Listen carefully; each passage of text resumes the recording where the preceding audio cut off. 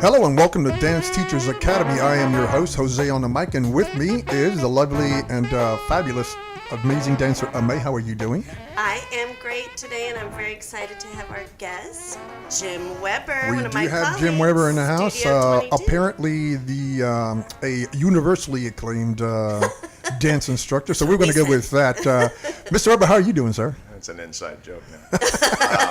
Of course it is. I'm just fine. Thanks very much, and thanks for having me here at the Dance Academy. So appreciate having you here. And you are an expert in country western. Yes, that's where I began life, 25 years ago or so, and yes. I was going to still ask you at it. about that. So I'm guessing dance was not your first career. Is that correct? No, not at all. I didn't begin dancing until the early 90s. I'm not picking on you, but you don't look like you're 40. I haven't seen 40 in a while. That's true. Okay. 42. Yeah. 42. Yeah, There we go. max. But yeah, it was the early 90s, and literally I was out with a friend. He asked me to go out and get a drink with him. We were at a convention in Waco, and he didn't even live there. We went into this bar, and it was kind of a dance club bar, and the first thing is this lady comes up, Richard, grabs him, out on the floor they go. So I sit down with my drink and watch Richard dance. Richard comes off the floor, another lady comes, Richard, grabs him, out on the floor. I didn't see Richard all night except dancing out on the floor. It's like, that's a pretty good gig. Yeah, I said, I have to do this. This is mandatory. So what were you doing before you saw Richard out there dancing his leg all night? Well, believe it or not, I used to teach high school chemistry, actually. It's been, Oh, there you go. in a former life, yeah. Really? Yeah. Well, that's quite a change in directions to go from teaching chemistry to working chemistry on the floor. Well, yes, actually, that's a very good, Ta-da-ta. very good, Jose. Actually, I had a gig kind of in between that. I worked with my sister. She had a chiropractic clinic, and I worked as office manager for her for several years. But eventually, she That's retired. even quite a change from being a teacher. Yes, it was. Or a chemistry teacher, anyway. It was, but I decided that after looking at my bank account over the years, that teaching was not going to get me much of anywhere financially, and I just decided. That is sad that it happens that way. It You're is talking about teaching chemistry. right, Yeah. and yes, teaching chemistry, but. It just happened that opportunity came up, and she needed the help, and we were related, and so it just kind of worked out. So I went to work for her clinic, and it worked out well for a while. Okay. In the meantime, I had a little extra free time to work on my dancing. Oh, there you go. Yeah. Yeah. So hence enter Richard and that whole night of shaking a leg. No dust settles on that guy, I'm guessing. No, he still does swing competitions. Wow, there you with go. His wife, and that was a while back that I had met him and had that experience with him. So. Okay, so anyway, here comes Richard. Left you in the dust here all night. So the thought popped in your head, hey, that's looks like a pretty good gig. Gets me out of the office. It looks like a real good gig, and well, it gets me around women, and Well, the all-important thing. the most important thing. And since I was single, that seemed to be such a good idea. Yeah, I could see how that I would grow roots in there real quick. Yes, exactly. So what was the transformation then from just the nights dancing to I'm going to be a dance teacher? Well, I actually fell in pretty good with a dance instructor, Terry Bordeaux, who's still a very popular dance instructor in the Fort Worth Mid-Cities area particularly. You want to give him a shout out? You can certainly do so. I did. She and her husband Rich do a really, really good job, and she's been a competition dancer for years, and so is he. And they're super good teachers, and really well known. And I ended up getting a lot of dance lessons and dance experience with her. I taught with her when she was teaching big group classes, and kind of learned how to teach big group classes. Oh, right on. That as well. And then we started really competing together years ago, and so learned that angle too, and got exposed to other good instructors, other good ballroom instructors, which country western dancers were starting to go to at the time. See, it's funny because we were sitting there talking about this last week before, something like that. Competition is what really gets you, the exposure that you need to sit there and really move forward in your career. I mean, the more people see you out there plying your wares, they're like, hey, man, that guy's pretty good. I might want to go sit there and talk to him later on about taking a lesson or two. Wouldn't you agree? Well, sure. There's a lot of that for sure. I mean, the exposure, any kind of exposure never hurts, and that's always good exposure. Plus, I also find that doing competition dancing forces you to learn quickly. And A little trial by fire? yeah, you don't want to look bad on the floor. So No. it makes you really pay attention to what you're doing and really try to get better, and so that's helpful as well. And you have a top competitive student right now, right? Tell us about that. Well, actually, I did. I really have pretty much retired from competition, and I didn't really mention this to you earlier, so I'm sorry. Are you going to come out of retirement? I don't know. Who knows? You never say never, I guess. But Right. I just, the business at Studio 22 is so good, and my group classes that I teach are good, and I just can't do as much as I used to do. So I kind of have not done competitions. Well, that's really for a while. important point, I think, which is that you can also make a living enough just doing the group classes and the private lessons. So competition is great to kind of get seen and recognized, force you to learn to dance. But now you're busy enough. I know because I walked through your group classes. You're a very good group class teacher, by the thank way. you. I've been sneaking, listening as I walk through the ballroom. Actually, Paying attention, you see me. But, peripheral no, vision. he's a really good teacher, and it's really nice to be able to say to students who are interested in country western, "Oh my gosh, Jim is such a great teacher. You'll love his class." Oh, thank you. That's very kind. I really appreciate that. It's always interesting to me to watch other teachers teach as well. I mean, I learn stuff a lot by just listening to other instructors, which is kind of interesting. Got off the topic a little bit, but that's It's okay. It's all the topic. It is the topic. I mean, it's about teaching, and so being able to convey your message over here to where it's understand by the students. Because let's face it, if they can't figure out what you're saying in one ear out the other, and they don't, Yeah, so they're not just going to pick it up. Sorry to interrupt you. I wanted to say, what do you think makes a good teacher? Well, obviously, several things.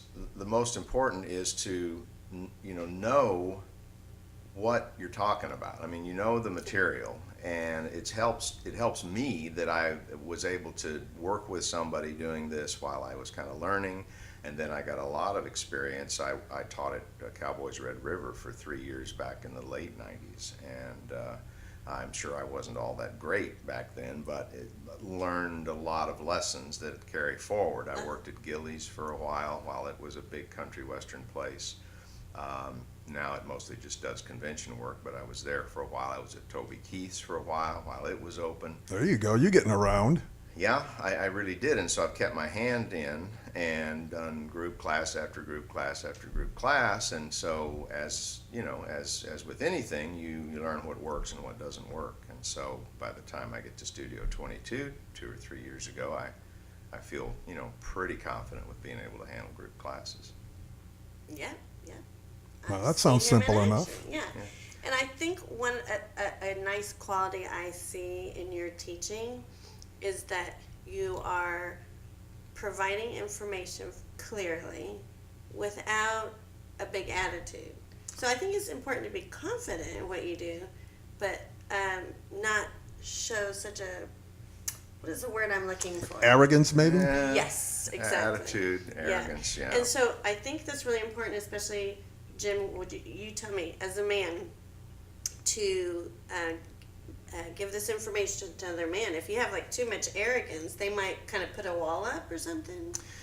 Yeah, and there's always that danger. I mean, if you can be an awfully good, top competitive dancer, but if you come off like, I know so much more than you can ever hope to know, sort of thing, you're not going to.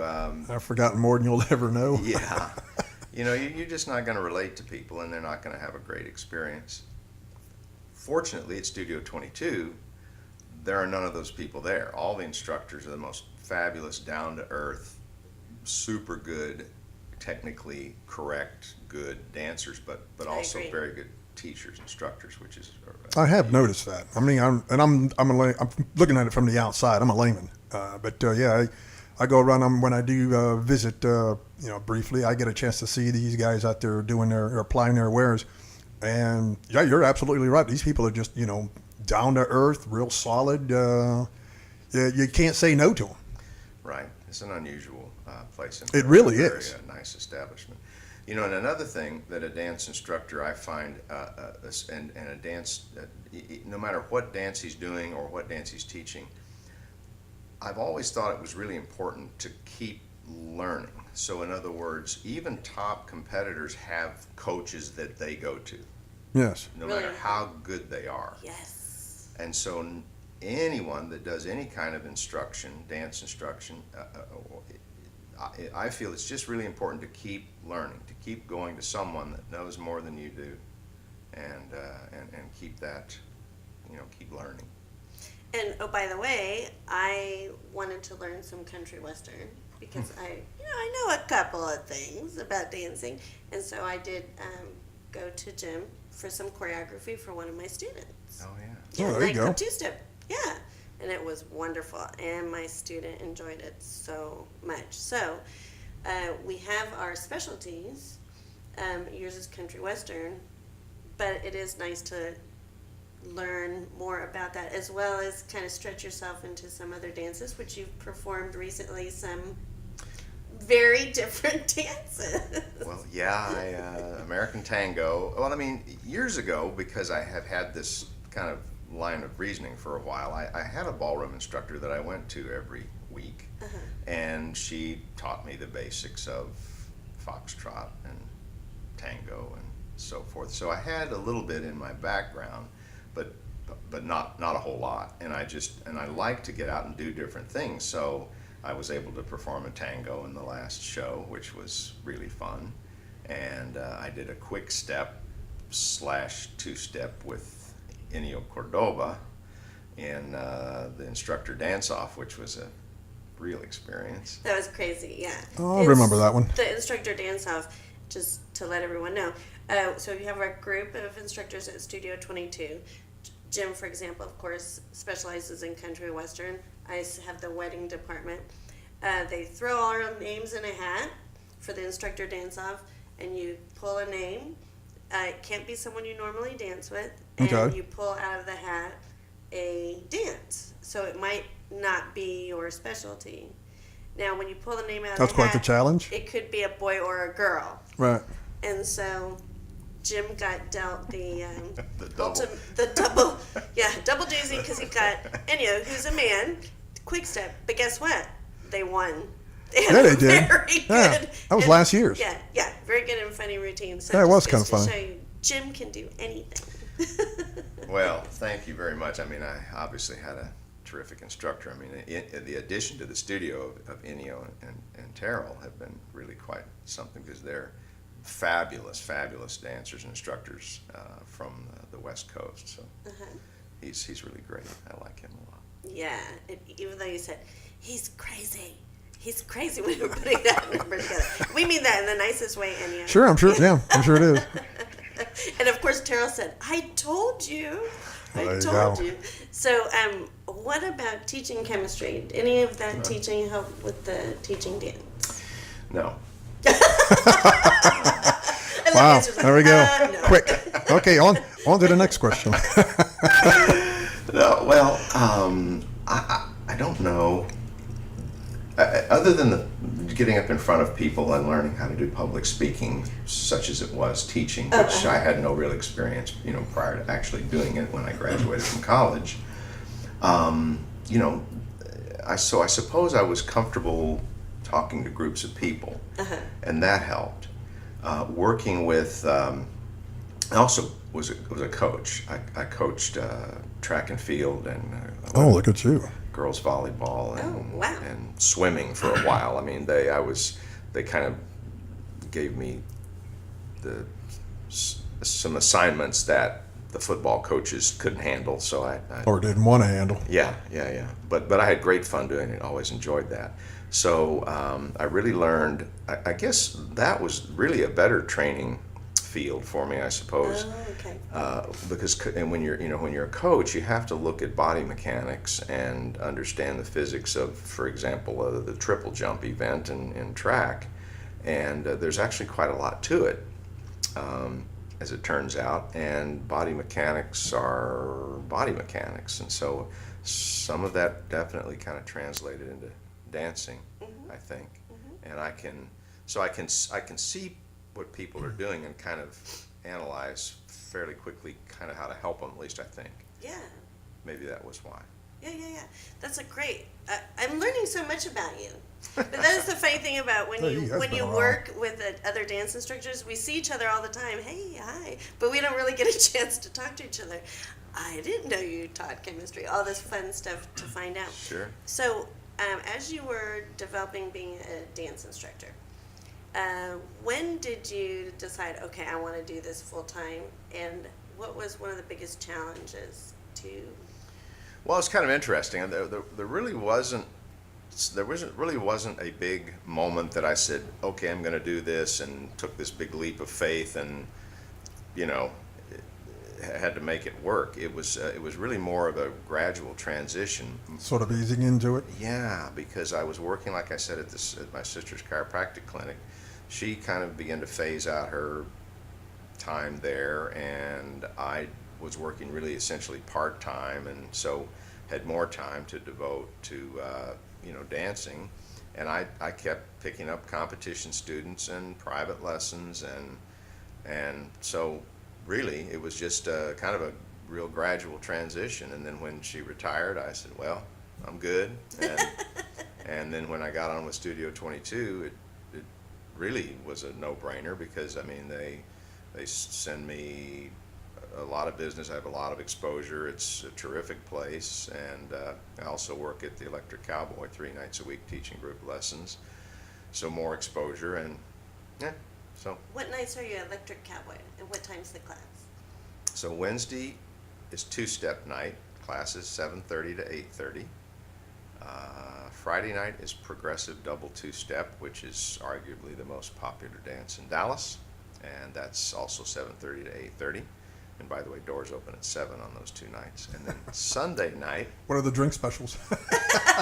drink specials are good. The prices there are fantastic. There you go. The beers are like $1.50 or $2. You can't beat the prices. No, no kidding. So long as we're advertising. They're not throwing us any money, but hey, what the heck? We'll give them a plug. We might be able to be an affiliate. There you go. It's a good joint, actually. They keep it clean. It's really a that's nice place. And Sundays, they allow us to play West Coast swing music. So we have a West Coast swing party, and the doors open earlier. So it's 6, and then classes are 6:30 to 7:30, and then we dance West Coast swing. So that's been a really popular night. Lots of people out for that. There you Yeah, go. that's a good time frame too, for Yeah. sure. People are getting out of work, just got a little drink on. Well, no, Sunday. Oh, Sunday. Sunday. Yeah. So but I like it because you don't have to worry about staying out late. Well, yeah, there's that. You know, So, so- school For people night the that next day. Yeah, it's a school night. Exactly. Yeah, great. And your classes at Studio 22, are they usually the same days? They have been really pretty much ever since I started there. They arranged to give me both the Monday night slots for country western. So I do level 1 and level 2. Level 2 I do first at 7 o'clock, and then level 1 at 8:30 on Monday nights. And those are both hour-and-a-half classes. And I've been doing that really, I don't know, 2 or 3 years since I started Oh, wow, there. okay. So that's been your my spot. my night. I can't yes. have it. No, well, I don't know how much it's worth to you, but We can talk compensation. I'll find another night. and then they let me do Thursday nights. And next month we'll be doing an 8:30 to 10 o'clock level 2 step class for people who know a little 2-step. They can come. Nice. Okay, so tell me one of your favorite teachers, because we don't want the other ones to get jealous and say your favorite. One of your favorite teachers in dancing along the way, and why? Along the way, I'm so enamored with the teachers at Studio 22 currently, but if I have to go back. Jesse Verdon. Jesse. Yeah, who I know you know, and Yes. and probably half the dancers in the whole world, living and dead, know I just got to Jesse. say something about Jesse. Jesse is a Korean War veteran, and he's been teaching now over 60 years full time. I think that's right. Because I believe it was 10 years ago, we were celebrating his 50 years of teaching full Good time. Lord. Yeah. That man So was teaching Jesse, on Noah's Ark. Are you kidding? Yeah, He is amazing. Well, you know, it was full of Still parents in there, teaching. so. He's still teaching. Yeah. So tell me about how Jesse affected you. Well, first of all, he's understated, but when he starts talking about that he was winning mambo contests in the 50s, it's like, okay, think I'm going to listen to this guy. Probably has a little experience. Yeah, he's been around. And he was trained. He was trained as it's not the Fred Astaire studio, but who's the other big competitor? Arthur Murray? Okay, Arthur Murray. so he knew Arthur Murray, Oh, wow. and when he talks about him, he refers to him as Mr. Murray. That's right. He never calls him Arthur. He calls That's him right, Mr. Murray. Mr. Murray. And so he was trained as a ballroom dancer, years ago, and he knows, I think, everything that there is to know about body mechanics. And so I took lessons for a couple of years, once a week, from him, and I couldn't believe how much he knew and how much he improved my technique. And so he's phenomenal. I really enjoyed working with him. He is, and I've actually performed with him several times, so I know exactly. He is quite a professional. And understated is a really nice way to say it, because he could brag a lot if he wanted to. He's been around long enough. Yes. My goodness. Yeah. I knew Mr. Murray. Oh, yeah. How many people can say that actually and you know, and be truthful about it? Well, I'm the only one that I know of, and he's always hilarious. He would say, "Yeah, Mr. Murray used to say that. How do you lead?" He said, "Well, you go and hope the hell she comes with you." Okay.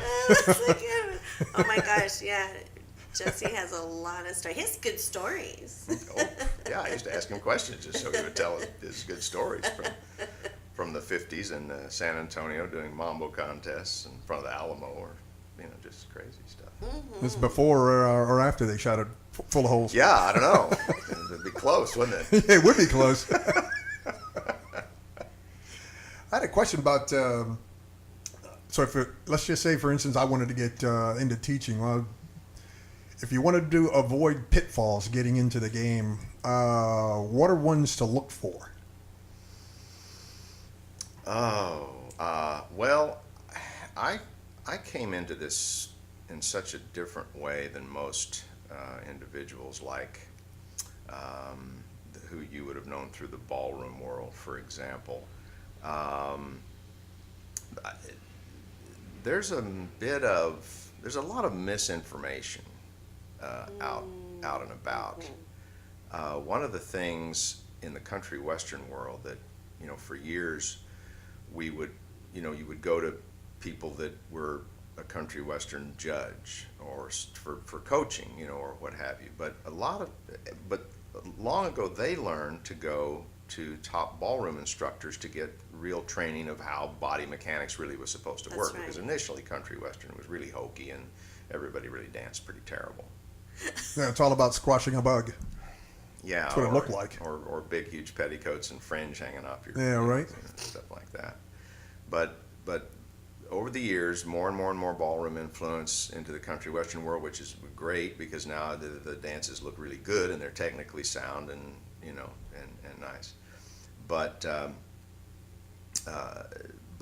so a lot of the competitors would go to the country western instructors, and so they were getting this information second and third hand, and changed and not quite right necessarily, and tweaked because it worked for this guy and it's not really right, but it works for him, so he does it and he maybe teaches it, and so a lot of that stuff goes on. So I think perhaps the biggest pitfall would be really getting the right information and the right training and the correct training, which is not Right, so you're not having to fix bad habits. which you don't want to have to do. Yeah. You can avoid it. That's correct. Like the golf swing. You got some guy out there and, he's put a hitch in your swing, and now all of a sudden the next guy is like, okay, I got to break this down. I don't know why you waggle that thing way up there, but that's not good. Tempo's off. It's funny. I run into occasionally. I work with guys that golf and have taken golf coaching, and it's always funny how similar that they say it is to the training I'm trying to give them dancing. So, Yeah. So you got to talk about body mechanics. So I think that sometimes what a problem can be is someone says, "Oh, country western dancers, we do it like this, and ballroom dancers, we do it like this, and tango dancers, we do it like this." And I think that can be a pitfall too, because you're talking about the golf lessons and the body mechanics of sports, which you coached. And so what I want you to speak on is that, of course, there is differences to styles, but talk about what is a similarity to all these styles, tango, ballroom, country western? Well, as Jesse would say, balance, movement, and control, the three most important things, or the three parts of dancing, are going to be true no matter what you're doing, what dance you're doing. That's just going to be the case. Every dance has its own characteristics, which makes it that dance. Yes. And so to learn and practice those characteristics are going to be important, but being able to balance on each step you take, control your movement, and I mean, those are the most important things. So, yeah, country cha-cha may have a different characteristic than ballroom cha-cha, but still it should be cha-cha. So there's, you're going to have Latin motion. You should have correct Latin motion. Waltz is waltz. So, swing and sway, and heel leads on one. Those things should be the same. So getting those correct movements down are always going to be important, no matter. So, same, go through the whole list. I mean, we do also East Coast swing and country, same thing.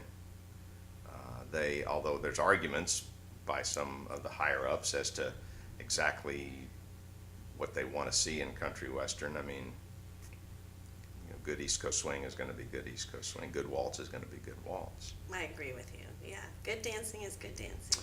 Yeah, and it usually scores well. It gets you the bling at the end of the thing. There you go. That's what you're after. And connection. I mean, the whole idea of connection and lead follow that's huge too. Mm-hmm. If you see a lady, you were talking about one of my last competitors that I danced with, Pamela Green. She was superb at waiting. She did not take a step before I took a step.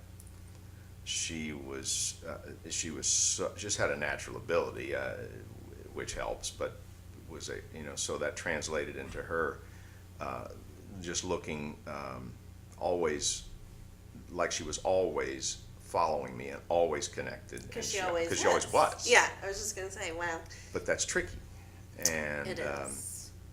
And so that's an aspect of lead follow dancing, of course, that if you don't have this instant natural ability, it takes a while to train that in, but it's really important. Mm-hmm. And it's something that's difficult. I mean, for